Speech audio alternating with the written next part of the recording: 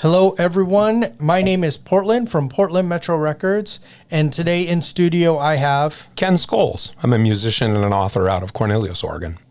Welcome, welcome, welcome. You are actually a neighbor here, so this is not that far away. No, it's exciting, and I've been wanting to meet you for about probably 8 years at this point, if our time check is looking right. Awesome. I've been seeing you show up in my Facebook feed forever. Awesome. Well, yeah, very, very good to finally meet you. We talk a lot, but very good to finally meet you face to face.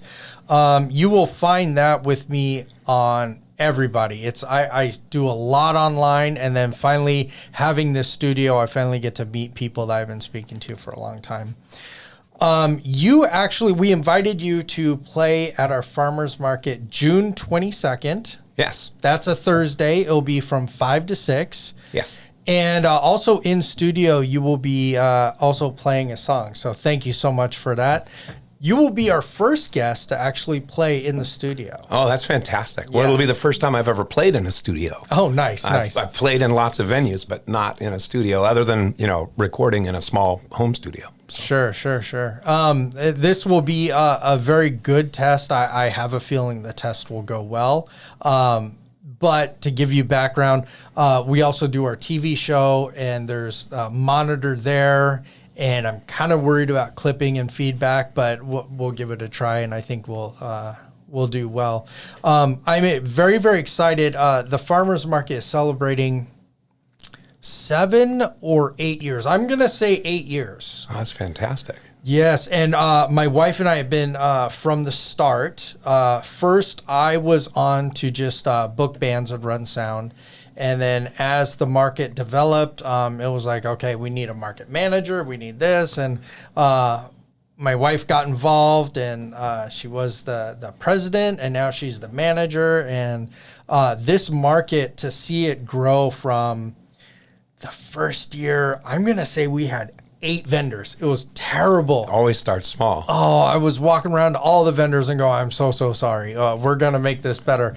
And then now we are celebrating. And keep in mind, I run the sound and stuff. So all this stuff, I'm not 100% sure on the numbers, but I want to say it's like 30 vendors this year. That's great. Our traffic is about 600, and then every once in a while we hit that 1,000. So we have this like really, really big following now. The sound system I can talk about all day. It is 12 channels. It is high pass filters. It is wireless mics. It is wireless connection. So when you come out with your guitar, I actually give you a wireless system if you feel comfortable. No, I've been wanting to try one of those. So Shane, this is sounding pretty cool. If you feel comfortable, you can actually walk around the market. So that's what I had wanted originally when I first was looking into getting. I've only been using amplification for 5-6 years now. Nice. And what I originally wanted, because what I was doing is I was playing a bar in St. Helens. I did it for about 5 years as their first Friday act. And I would wander table to table with my guitar and sing songs and make connections with humans. And it was a fun, exciting thing because I wasn't married to a microphone. And I wanted to move over to something wireless. And the guy I was working with was like, oh, there's nothing out there good enough for that. Well, but it seemed to me that you should be able to have a system where you could wander around like a minstrel singing. And so you're telling me I get to do that at this farmer's market, maybe on the 22nd of June? You can absolutely do that. And I will say this wireless system is amazing. I've tested it. I had one artist go all the way out the building and it was still playing. The company did go under though. So I'd have to buy it used. Through Sweetwater. I'll go find it. If you could find it. Another artist, I did a promotion with them, and we sold like 9 units. And one artist already said, hey, man, I broke it on stage. Can I get another one? Well, hopefully somebody out there's got something like it. And I love that for a farmer's market. I've played a lot of markets, and I actually started playing farmer's markets before I was actually playing gigs in places like bars and granges. And my first was actually the farmer's market up in the University District back in about 1995 or 6, which is quite a ways back. But farmer's markets, I think, are one of those critical components in creating community and getting neighbors kind of out seeing each other and interacting with one another. I got married in '94, so I know how long ago that was. It was a while ago. Yeah, right. And then let's see what else. It is original music. So our farmers market is original music. And the reason why is we don't have a license for ASCAP or BMI. And the truth is, it's just really expensive. I would rather pay you the money that we could pay the license and have it be original music. I'm a BMI member myself. But my understanding has been that as an independent contractor, when somebody hires me to do music, usually they're hiring me as an independent contractor to use my independent judgment as a musician as to what songs I would pick to play. But I totally respect when folks say we want an original only show. I totally do that. But when I'm working bars, playing bars, sometimes they get hit with these rogue agents and it's usually, I think it's one, not the other. I don't think BMI is out policing this as much as the other one. Yeah. But my understanding is that there's a good fight to be had over the fact that as an independent contractor, I'm not giving the bar a say over my set list. I create music in the moment, and sometimes it's a cover and sometimes it's original, but I'm the one doing it. Sadly, we had to go into this. You had this tested, and here is the reality: when you sign up for ASCAP or BMI, you do forfeit your right to play your music at a place that doesn't have the license. So even though you wrote it, even though you did everything, they are the ones that say, no, I'm sorry, you still have to do it. And a lot of bars and a lot of farmers markets, believe it or not, the farmers markets are kind of getting hit the most because a lot of farmers markets are 501c, which is nonprofit. Yeah. And the idea behind nonprofit is they're like, hey, there's an understanding you don't need to do the license if you're a nonprofit. What the license will say is, well, because your vendors are making money, you're actually treated as a mall. So even though you are a 501, because people are making money, you have to pay the license. And we had to go through that. So we learned it. I hope someday enough lawyers get together to figure out a way out of that, because it seems like a mess. Here's what has been told, and we're going off rails, but I think this is really important as well. It is a good talk. What is being said is they're going to try and come up with one, and that's really where the problem is just one place where you go to say my music is registered, and it is policed. It is all that. The problem I find is there's so many that not only do I have to do this license, but if you play a different song and it's under this one, I have to also pay this license. And then it goes into, do you charge a door fee? If there's a door fee, there's a different license for that.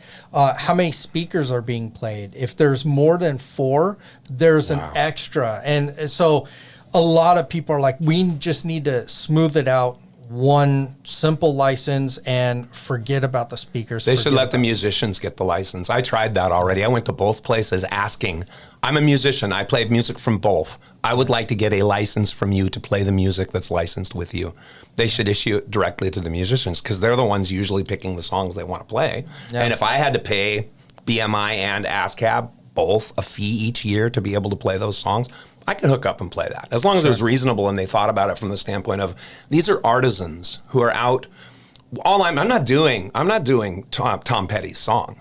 I'm doing my version of Tom Petty's song, which if I were to record it and put out and license it through CD Baby, I could do that. Yeah. I could figure out a way to put that and have a cover of whatever song I wanted to put out there. And I think that they should maybe consider that as a path, because then you get these musicians like me kicking in a little money. We're already getting involved with the org at some level. Maybe they'd be able to pull more people in. Yeah, and the funny thing is our online radio is ASCAP. So I do pay the license to play that music. Outside of that, though, we normally have the farmers market and everybody else not licensed. And here is the reality. The license for an ASCAP for a day, depending on a whole bunch of stuff, but it's $100 for me. So I pay you whatever I pay you, and then I also have to pay the $100 there. Yeah. In a farmer's market, they're like, we're barely trying to pay this guy. I think there are lawyers that need to get involved higher up somewhere down the food chain, because this is one of those, why are there people at the bottom of the lake? Well, we need to go put a fence in upriver. Yeah. This seems to be a bigger, but I think it's a great conversation, and maybe at some point there'll be more common sense brought to it. Yeah. So how I approach it is I say, I will pay you a little bit more than the rest of them. Just make sure it's original music. Yep, I'm happy doing that. And I find like not only Portland Metro Records is about the original music, so that's our passion anyway. Yeah. I would rather the artist get paid for what you're doing, because you're the one that went in the recording studio, you wrote it. There's so much that goes into music that I don't think a lot of people know about, that to put the money in your pocket is really my goal. Well, I appreciate it. Oh, thank you. We appreciate it. And I will also say this, our audience appreciates it. Our audience will go, wow, I've never heard that song. So you're playing and I speak to the audience and I'll go, oh yeah, that's an original song. They wrote it. And they're like, no way. Where are they from? And when I say, oh, that's an Oregon artist, they're like, no way. I didn't know that Oregon artists were like at this level. So I definitely shop around. I definitely find people like yourself, and we invest. Well, I appreciated seeing you show up during my pandemic live shows. I think that's nice. When I first started being aware of you following my music more. Nice. I'd see you pop in. So yeah. And let's go into a little bit more. You do a lot of original music. You also you write books. I do. I write short stories and novels and articles and essays and songs and poems and a little bit of everything. I could probably write games and comic book scripts and movie scripts if I tried, but I do. I tend to have a need to express verbally, and it's shown up as a singer-songwriter since I was about 17. Short stories and whatnot since I cut my teeth as a gospel singer-songwriter initially. And then in my youth, I was corresponding with Ray Bradbury and sending short stories out to be published.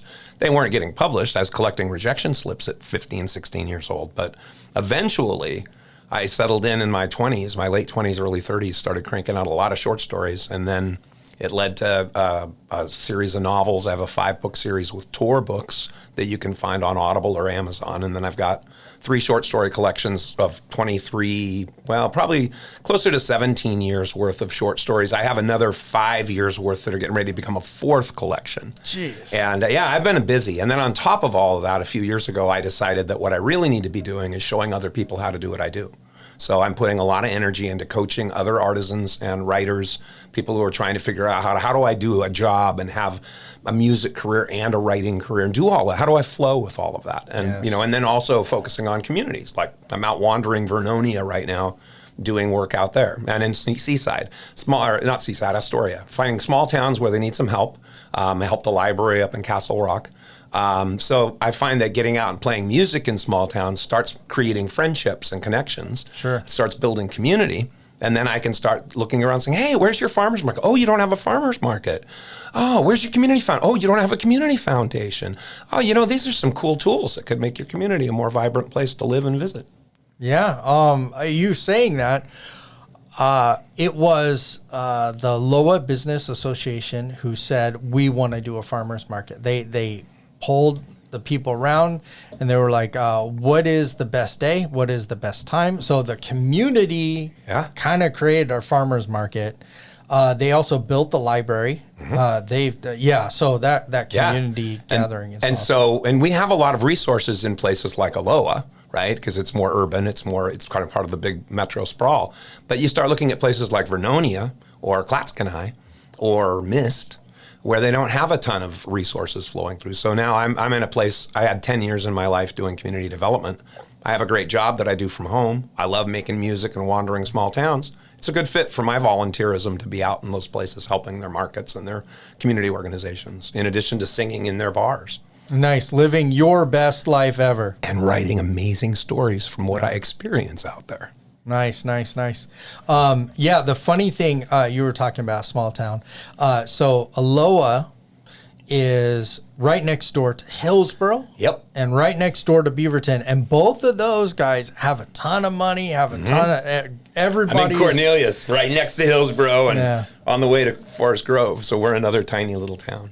Aloha gets no help from that. So we have a different budget. We have a different you're a more set of rural rules. You're a more rural space nestled between more urban spaces, but nobody can tell when they drive through. Yeah, and the nice thing is both Hillsboro and Beaverton have adopted us as I'm going to say as a person. They're like, hey, we want to support you, blah, blah, blah. Just not money. It's more of like, we love what you're doing and stuff. And then, we don't have like the grants and stuff that they do because what we want to do costs a lot more than what we have. But we work with what we're doing.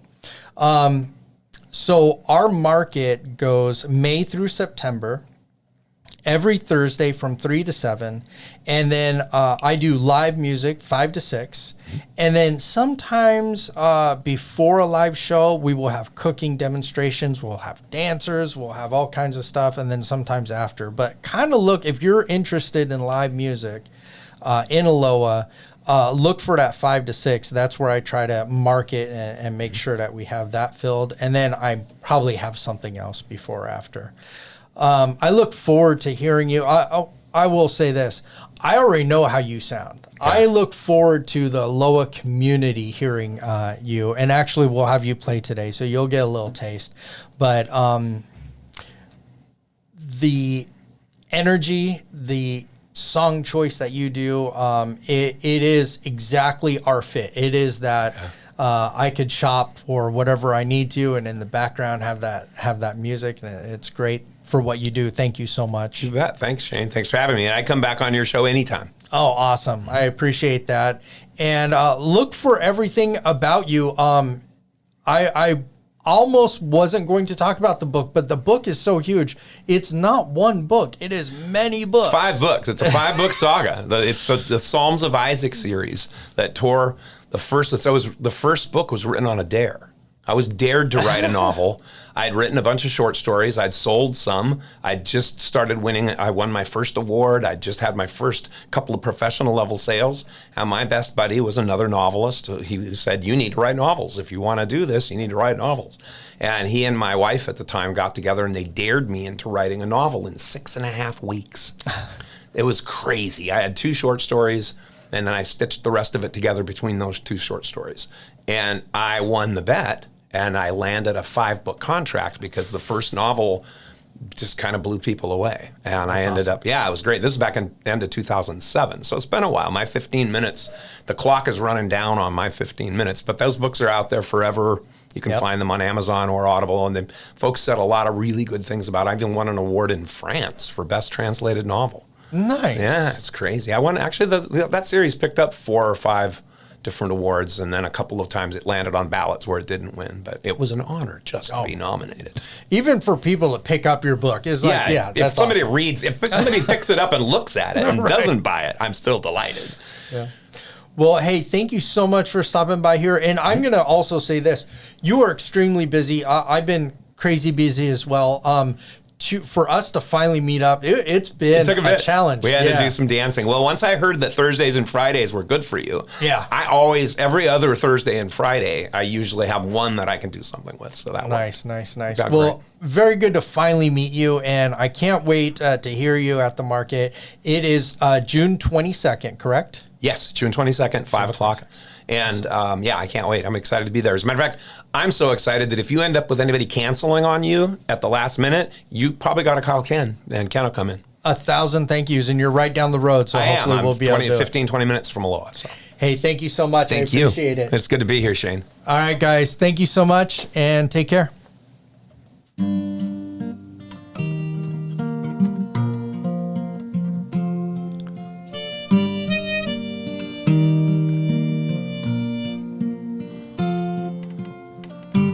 Met her in a driftwood lounge. Wildflowers were all around.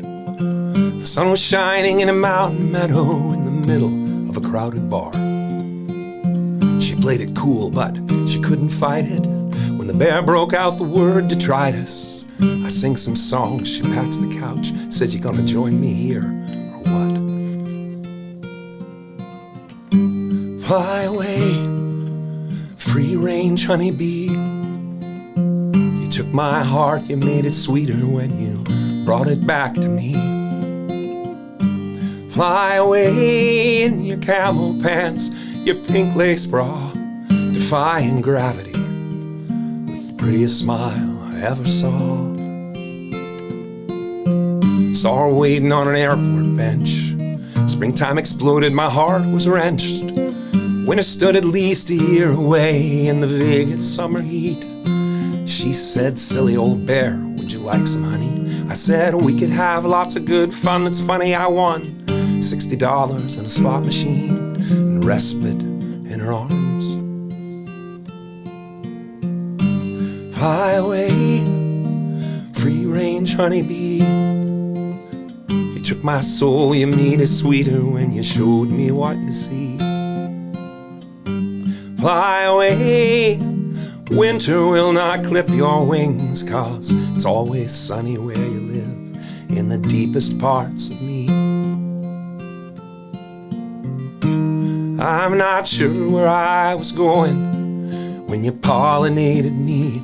Now the sweetness is flowing in the land of bears and honeybees.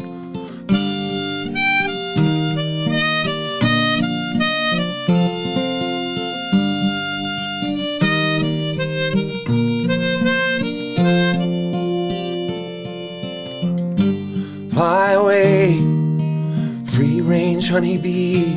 Oh, you took my world, you made it sweeter when you made sweet love with me. Fly away, then fly back home to me.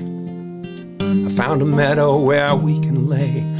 I found a meadow where we can lay.